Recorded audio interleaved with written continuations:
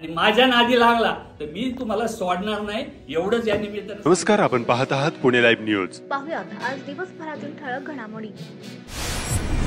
Alandi police स्टेशनच्या हद्दीत लक्ष्मीनगर या ठिकाणी पहाटे 3 ते 3:30 वाजण्याच्या सुमारास 2 ठिकाणी घरफोडी झाली. यात एका घटनेत चांदीचे दागिने, 10 तोळे पैंजण, लहान बाळाचे कडे, रोख रक्कम असा ऐवज लंपास केला. तर बाजूलाच दुसऱ्या घरात घरमालक नसल्याने नेमकी काय चोरी झाली हे समजू शकले नाही. घटनेची माहिती मिळताच तत्काळ घटनास्थळी पोहोचून पोलिसांनी पाहणी केली. पुढील कारवाई आळंदी पोलीस करीत आहेत. याच परिसरात एका आठवड्यात 4 वेळा चोरी आणि घरफोडीच्या घटना घडल्या आहेत. त्यामुळे नागरिकांमध्ये भीतीचं वातावरण पसरलं आहे. 10वीच्या वर्गात शिक्षण घेणाऱ्या अल्पवयीन मुलीला वर्षभरापूर्वी किडनॅप करून पळवून नेलेल्या आरोपीस चाकण परिसरातील भाड्याच्या खोलीतून वर्धा पोलिसांनी बेड्या ठोकल्या. ही कारवाई अनैतिक मानवी वाहतूक प्रतिबंधक कक्षाकडून करण्यात आली. रोहित शिवदास कांबळे, वय वर्ष 23, राहणार सिंदी मेघे, वर्धा असे अटक केलेल्या आरोपीचे नाव आहे. 16 वर्षीय मुलीचे 26 ऑक्टोबर 2023 रोजी मध्यरात्री 1 वाजण्याच्या सुमारास वर्धा जिल्ह्यातून अपहरण केले. पोलीस तपासात सदरच्या आरोपीने मुलीला चाकण परिसरात भाड्याच्या खोलीत ठेवल्याचे समजले. 30 सप्टेंबर 2024 रोजी शोध पथकानं चाकण परिसरात छापा मारला असता दोघेही एकाच खोलीत मिळून आले. वर्षभर या अल्पवयीन मुलीचे लैंगिक शोषण झाल्याची बाब समोर आली आहे. सराईत गुन्हेगारावर पोलिसांनी मोक्का अंतर्गत कारवाई केल्यापासून तो तब्बल 1 वर्ष पोलिसांना चकवा देत होता. अखेर पत्नीला भेटायला आला आणि पोलिसांनी ही संधी साधत त्याला जेरबंद केला. श्याम रवी विटकर, वय वर्ष 23, राहणार साठेनगर, पद्मावती रोड, आळंदी देवाजी, तालुका खेड असे या सराईत गुन्हेगाराचे नाव आहे. श्याम विटकर याच्याविरुद्ध पुणे शहर पोलीस आयुक्तालय व पिंपरी चिंचवड पोलीस आयुक्तालयामधील विविध पोलीस ठाण्यात गंभीर स्वरूपाचे गुन्हे दाखल आहेत. पिंपरी चिंचवड पोलिसांनी त्याच्यावर गेल्या वर्षी मोक्का अंतर्गत कारवाई केली होती. तेव्हापासून तो फरार होता. त्याचा शोध पुणे व पिंपरी चिंचवडचे पोलीस घेत होते, परंतु तो सतत आपले राहण्याचे ठिकाण बदलून पोलिसांना चकवा देत होता. श्याम विटकर हा आपल्या पत्नीला भेटायला आल्यानंतर पोलिसांनी विटकर याला पकडले. पण तुमची सगळी प्रकरणं काढा. तुम्ही दुसऱ्याचे खून पण केले, पचवायचंही काम केलं, दाबायचं. खेड कृषी उत्पन्न बाजार समितीच्या वार्षिक सर्वसाधारण सभेत खेडचे आमदार दिलीप मोहिते यांनी राष्ट्रवादी काँग्रेस शरद पवार गटाचे तालुकाध्यक्ष हिरामण सातकर यांच्यावर जाहीर सभेत जोरदार टीका केली होती. आमदार मोहिते यांनी अत्यंत आक्षेपार्ह टीका व दमबाजी केल्याचा आरोप करत आज गुरुवारी 3 ऑक्टोबर 2024 रोजी महाविकास आघाडीकडून राजगुरुनगर या ठिकाणी पत्रकार परिषद घेण्यात आली. यावेळी राष्ट्रवादी काँग्रेस शरद पवार गटाचे तालुकाध्यक्ष हिरामण सातकर यांनी खेडचे आमदार दिलीप मोहिते यांच्यावर जोरदार हल्ला चढवला. समोर बसा म्हणाव, त्याच्यावरती विचार करायची, बोलायची. आमदार मोहिते यांना पहिल्यांदा निवडून आणण्याचे काम सातकर गटाने केल्याची आठवण करून देत 2004 ते 2024 दरम्यानचा राजकीय प्रवास कसा झाला याबाबत अत्यंत गंभीर आरोप केले. सातकर यांनी अनेक विषयांना हात घालत थेट आमदार दिलीप मोहिते यांना आव्हान दिले आहे. हिरामण सातकर यांनी केलेल्या जहरी टीकेने आमदार दिलीप मोहिते समर्थक पुरते घायाळ झाले आहेत. या संपूर्ण पत्रकार परिषदेत त्यांनी अत्यंत गंभीर स्वरूपाचे आरोप आमदार दिलीप मोहिते यांच्यावर केले आहेत. त्यामुळे या पत्रकार परिषदेची संपूर्ण तालुकाभर जोरदार चर्चा रंगली आहे. या पत्रकार परिषदेस हिरामण सातकर यांच्यासह अमोल पवार, बाबाजी काळे, सुधीर मुंगसे, कुमार गोरे, श्रद्धा सांडभोर, बाळासाहेब गायकवाड, अशोक जाधव यांच्यासह महाविकास आघाडीचे पदाधिकारी उपस्थित होते. प्रसिद्ध कीर्तनकार आणि सोशल मीडियावर सक्रिय असणाऱ्या चैतन्य महाराज वाडेकर यांना महाळुंगे पोलिसांनी अटक केली आहे. बेकायदा जमाव जमवून जेसीबी पोकलँड मशीनच्या सहाय्याने चाकण एमआयडीसी हद्दीतील भांबोली तालुका खेड येथील एका कंपनीच्या रस्त्यावर खड्डे पाडून आणि गॅस पाईपलाईन तोडून लोकांच्या जीवितास धोका निर्माण केल्याप्रकरणी चैतन्य महाराज वाडेकर यांच्यासह त्यांच्या अनोळखी 10 ते 15 साथीदारांवर गुन्हा दाखल करण्यात आला असल्याची माहिती महाळुंगे एमआयडीसी पोलिसांकडून देण्यात आली आहे. सोशल माध्यमात समाज प्रबोधनपर रील्स बनवणारे चैतन्य महाराज वाडेकर राज्यभर सर्वश्रुत आहेत. या प्रकरणी कंपनीचे अधिकारी अजित रामदास पाटील, वय 34, राहणार चिंचवड यांनी महाळुंगे एमआयडीसी पोलीस ठाण्यात तक्रार दिली असून त्यावरून चैतन्य सयाजी वाडेकर, अमोल सयाजी वाडेकर दोघेही राहणार भांबोली तालुका खेड व त्यांच्या 10 ते 15 साथीदारांवर गुन्हा दाखल करण्यात आलाय. महाळुंगे पोलिसांनी दिलेल्या माहितीनुसार चैतन्य महाराज वाडेकरांनी आपला भाऊ आणि इतर साथीदारांच्या मदतीने घराच्या शेजारील कोरल लॉजिस्टिक इंडिया या कंपनीचा रस्ता उखडला व कंपनीचे कंपाऊंड तोडले. संबंधित विकासकाच्या सोबत वाडेकर कुटुंबियांचे जमिनीवरून वाद सुरू होते. त्यातूनच हा प्रकार घडल्याचे सांगण्यात येत आहे. चैतन्य महाराज वाडेकर व त्यांचा भाऊ आणि इतर साथीदारांनी बुधवारी 2 ऑक्टोबर 2024 रोजी रात्री जेसीबीच्या सहाय्याने कंपनीकडे जाणारा रस्ता उखडून टाकला. कंपाऊंडही तोडून टाकले. त्यानंतर कंपनीच्या वतीने महाळुंगे MIDC पोलीस ठाण्यात तक्रार देण्यात आली। त्यानंतर गुन्हा दाखल करून महाळुंगे पोलिसांनी चैतन्य महाराज व त्यांचे भाऊ आणि इतर 2 अशा 6 जणांना अटक करून JCB यंत्र जप्त केले आहे। महाळुंगे MIDC पोलीस अधिक तपास करत आहेत। खेड तालुक्यातील बहिरवाडी परिसरात बुधवारी रात्री 9च्या सुमारास बलदंड बिबट्या आढळून आलाय। स्थानिक नागरिकांनी याबाबतचे व्हिडिओ पुणे लाईव्हकडे पाठवले आहेत। वन विभागाने याबाबत योग्य ती खबरदारी घेण्याची मागणी स्थानिक नागरिकांनी केली आहे। खेड कृषी उत्पन्न बाजार समितीच्या सभापती उपसभापती पदाची निवडणूक घेण्याचे आदेश न्यायालयाने दिले आहेत। येत्या गुरुवारी 10 ऑक्टोबर रोजी ही निवडणूक होणार आहे।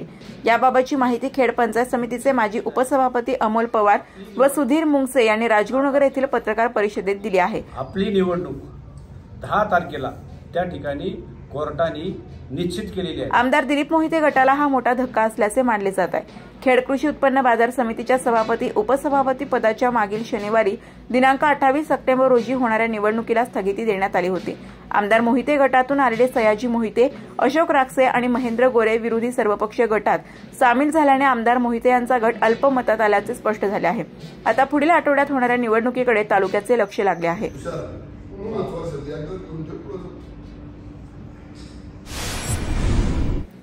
शारदीय नवरात्रोत्सवानिमित्ताने खेड तालुक्यातील घराघरातील देव्हाऱ्यातील देवाची पूजा करत 10 दिवसांची घटस्थापना करण्यात आली। तर नवरात्रोत्सवात सार्वजनिक मंडळात देवीची विधिवत स्थापना करण्यात आली। चाकण राजगुरुनगर शहरातून वाजत गाजत मिरवणुका काढत देवीच्या मूर्तीची प्रतिष्ठापना करण्यात आली।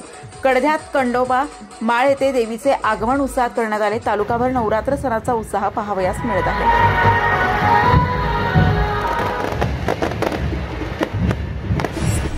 यमाई मंदिरात विधिवत घटस्थापना। कनेरसर तालुका खेड येथील कुलस्वामिनी श्री यमाई देवीच्या मंदिरात विधिवत घटस्थापना होऊन नवरात्र महोत्सवाला सुरुवात झाली। लाखो भाविकांचे श्रद्धास्थान असलेले कनेरसर येथे यमाई माता मंदिर आहे। राजगुरुनगर ते पुणे स्टेशन ही PMPL ची बस सेवा पुन्हा पूर्ववत सुरू करण्यात येणार आहे। या बस सेवेचा शुभारंभ शुक्रवारी 4 ऑक्टोबर रोजी सकाळी करण्यात येणार आहे। खेड तालुक्यातील पूर्व भागातील जरेवाडी गावात बैलपोळ्यानिमित्त डीजेच्या तालावर काढलेल्या मिरवणूक संपूर्ण गावातील पशुपालक शेतकऱ्यांनी सहभाग घेतला।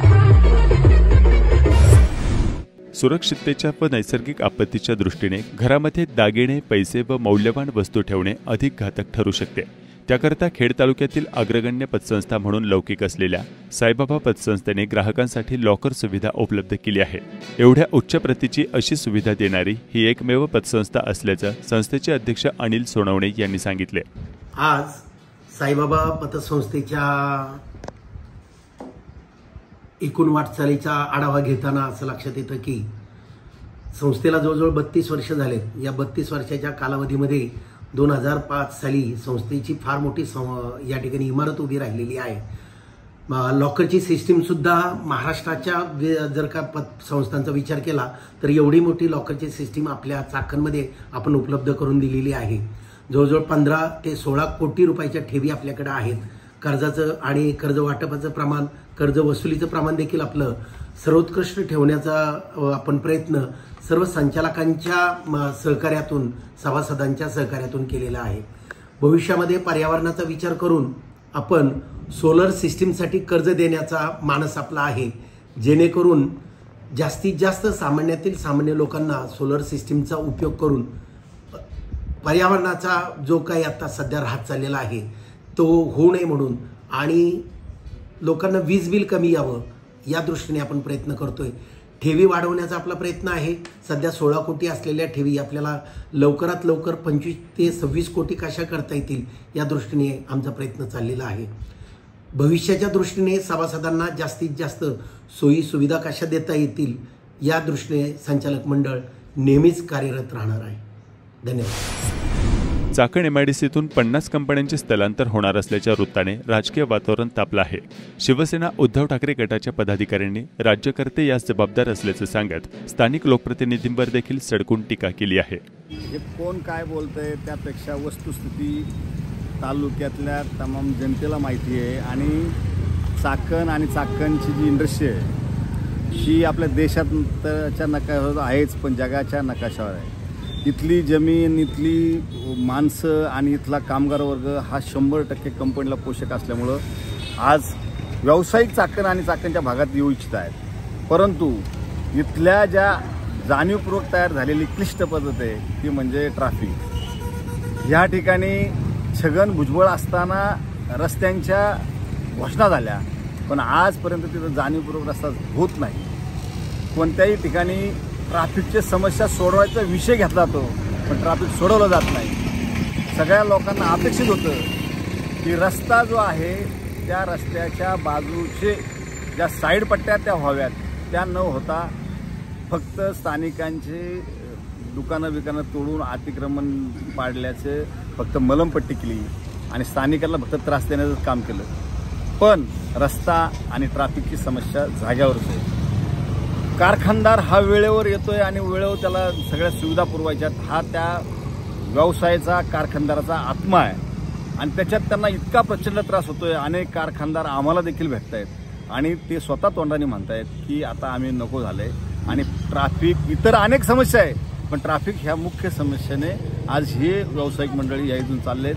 हे व्यावसायिक तर नाकारतच नाही, पण कुणीच त्याला नाकारत नाहीये। आता काही लोक म्हणतायत त्या असोसिएशनची इकडे माणसं तिकडे गेली, अहो पण यांनी अनेक वर्ष पहिले त्यांनी सांभाळले, आता नाही दुखायला लागलं खालचं म्हणून ते म्हणायला लागले की नाही ते आमच्याकडून इकडे तिकडे गेले। ही माणसं कुणाची, तुमचं कशामुळे दुखलंय, कशामुळे वाईट झालंय, ह्याच्याबद्दल आम्ही काय त्या खोलात जाणार नाही। निवडणूक तोंडावर आल्यानंतर, निवडणूक लागल्यानंतर यांचा समाचार आम्ही घेणारच आहोत, परंतु आज व्यावसायिकांना प्रचंड त्रास होतोय आणि ह्याला वैतागून व्यावसायिक जात आहेत, ही तितकी सत्य घटना आहे।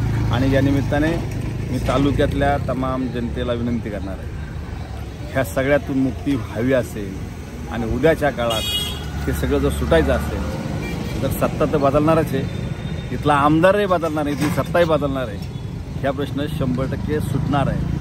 फक्त सगळ्यांच्या मनातल्या ज्या भावना आहेत त्या 2 महिन्यांनी इलेक्शनमध्ये स्पष्ट होणार आहे। या निमित्ताने विनंती करील हे सगळं प्रश्न सुटायचे असतील तर उत्तर सर्वसामान्यांच्या हातात आहे, त्या भविष्यात आपल्याला येत्या 2 महिन्यामध्ये आपलं सरकार बदलणार आहे आणि ते बदलल्याच्या नंतर इथला स्थानिक लोकप्रतिनिधी पण बदलणार आहे। स्थानिक लोकप्रतिनिधी खरोखर निष्क्रिय असल्यामुळं ही दहशत आणि गुंडगिरी यांच्याच जवळच्या लोकांची असल्यामुळं ते सोडू शकत नाही, त्यामुळं व्यावसायिक कंपनीवाले सुद्धा दबावाखाली आहेत। दुसरा प्रश्न, केंद्राने आणि राज्याने खेडची बाउंड्री संपल्याच्यानंतर इकडं नाशिक साईडला पण रस्ते चांगले आहेत, इकडं आपली इंद्रायणीच्या पलीकडे पण रस्ते चांगले आहेत, पण खेडच्या ज्या पंचक्रोशीत उद्योग नगरी आहे ज्याच्यावर सर्वसामान्य जनता तालुका अवलंबून आहे, त्याच भागामध्ये यांनी ट्रॅफिक मुद्दाम म्हणून जाम केली। इथले रस्ते जर केंद्रातले मोठे मोठे रस्ते होतात मग पुन्हा नाशिक हायवे आणि तळेगाव शिक्रापूर रोड का होत नाही, कायम फक्त करतो राहतोय, पण ही मुद्दाम म्हणून केलेली परिस्थिती आहे। मला कंपनीवाल्यांना आणि सगळ्यांना एक विनंती आहे की ही सर्व परिस्थिती येत्या कालावधीमध्ये आम्ही सगळी मंडळी, मुळातच सत्ता बदल होणार आहे आणि त्या सत्ता बदलाच्या माध्यमातून आम्ही सर्व एकत्रितपणे या परिस्थितीला सामोरे जाऊन या परिस्थितीतून ही उद्योगनगरी एक मोकळा श्वास घेण्याच्या पाठीमागे राहील आणि कंपन्या या नक्की जाण्याच्या मार्गावर आहेत। लोकप्रतिनिधी काही जरी खोटं बोलत असले तर निवडणुका आल्यात म्हणून ते सारव करतात, परंतु लोकप्रतिनिधींचं साफ चुकीचं आहे आणि त्यामुळं आम्ही सांगू शकतो की निवडणुकांच्या नंतर, सरकार आल्याच्या नंतर या सगळ्या गोष्टी पूर्णपणे चांगल्या होतील आणि कंपन्या त्यानंतर थांबू शकतात, परंतु आत्ता खरोखर कंपन्या जाण्याच्या मार्गावर आहेत। कुरुळी तालुका खेड येथील निर्मला गुलाब कांबळे वय वर्ष 62 यांचे अल्पशा आजाराने निधन झाले। त्यांच्या मागे पती, मुलगा आणि 3 मुली असा परिवार आहे। ते कुरुळी ग्रामपंचायतचे सदस्य गुलाब जनाजी कांबळे यांच्या पत्नी होत्या। खेड तालुक्यातील मोई, कुरुळी, चिंबळी, निघोजे, खालुंबरे, येलवाडी, साकुर्डे येथील विविध विकास कामांचे भूमिपूजन व उद्घाटने गुरुवारी 3 ऑक्टोबर रोजी करण्यात आले। याप्रसंगी आमदार दिलीप मोहिते यांनी विविध विषयांवर सडेतोड भाष्य करताना काय सांगितलंय पाहूया। आपल्या विरुद्ध सहकारी याला मदत केली पाहिजे आणि माझे सगळे जे सहकारी आता म्हणजे तालुक्याची काही विकास कामं आपण सुरू केली, काही व्हायची आणि त्याचा सगळ्यांचा हा शेवट पुढच्या 5 वर्षामध्ये होणार आहे। माझी विनंती आपल्या सगळ्या गावकऱ्यांना राहणार आहे की मी एक शेतकऱ्याचा मुलगा सर्वसामान्य कुटुंबातला आहे, केवळ कर्तृत्वाच्या जोरावर, कामाच्या जोरावर मी इथपर्यंत आलेलो आहे। मला काय माझा आजोबा कुठे फार मोठा राजकारणी होता, माझ्या वडिलांनी कधी ग्रामपंचायत पायरी सुद्धा सेट केली, माझं राजकीय जीवन गावाने घडवलं, मला सरपंच केले मी निवडून, 2 वेळा जिल्हा परिषद पण माझ्या घरामध्ये एकदा मी झालो, एकदा बायको झाली. आणि आज 5 वेळा माझं गाव माझ्या मागे उभं राहिलं, माझा परिसर माझ्या मागे उभं राहिला. यश अपयश राजकीय जीवनामध्ये येत असतं. मी यशाने कधी मानलो नाही आणि अपयशाने कधी बसलो नाही. त्यामुळं माझी आपल्या सगळ्यांना विनंती राहणार आहे. आपली सगळी कोरोडीकर ग्रामस्थान गावामध्ये काही मतभेद असू शकतात. प्रत्येक गावच्या राजकारणामध्ये काही ना काही असतं, ग्रामपंचायत असतं, सोसायटीत असतं. हा विषय तालुक्याचा, राज्याच्या राजकारणाचा आहे. आणि आता काही राजकीय घटना अशा घडल्या की आपण अजितदादांच्या नेतृत्वात का अजितदादांच्या नेतृत्वाखाली काम करतात यालाही काही काम. मग सगळ्याला माहिती आहे की या ठिकाणी नारायण पवार 4 वेळा आमदार झाले. साधं एक त्यांना महामंडळाचं सदस्य सुद्धा केलं. तिने पहिले 3 वेळा झाले. माझ्या वाट्याला 3 झाले, एकदा सुद्धा महामंडळ सुद्धा आलं. आणि ज्यांना नको त्याला एवढं दिलं की मंडळी सुद्धा साहेबांच्या वर आहे. याच्याही पलीकडे सांगतो. आणखीन एक घटना आपल्याला सांगितली पाहिजे की चासकामाचं धरण आपल्या तालुक्यामध्ये 82% पाणी हे शिरूर तालुक्यात, आपल्याला 18% पाणी. त्यातलं परत 1.5 TMC पाणी पाणी राहिलं की कळगोडीचं धरण मानलं, पाणी आंबेगावला दिलं, राहिलं काय. आता भामा आस्केरचं धरण मानलं, 50% दिलं पुण्याला, 50% दिलं पिंपरी चिंचवडला, 100% धरण वाटून टाकलं. मला 5 वर्षाच्या काळामध्ये हे गंमत आहे. सत्ता बदलली की साहेबांकडे गेलो, म्हणजे साहेब तुम्ही चासकामांचं पाणी तुमच्या मतदारसंघामध्ये शिरूर तालुका होता, मी शिरूर तालुक्याचं कल्याण केलं.